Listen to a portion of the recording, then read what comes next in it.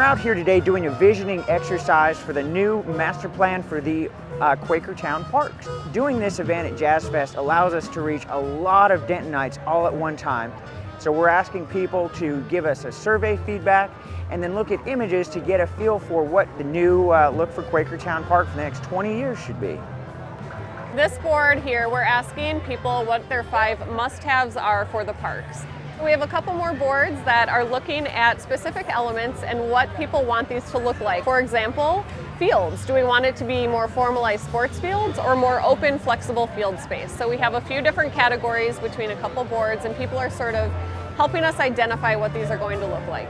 So we have an open input board here where if someone has an idea that isn't on any of the other boards, they can write on a Post-it note and tell us those ideas, and then people can vote or respond to those, so it's sort of an open input board. So it's really important that this park plan reflects what the community wants, because the community will be the ones enjoying it. We want it to be a park that reflects what Denton loves in a park, not just what staff or our consultants think should be in a park. Keep an eye on the website, give us your feedback for downtown and for the Quakertown Park.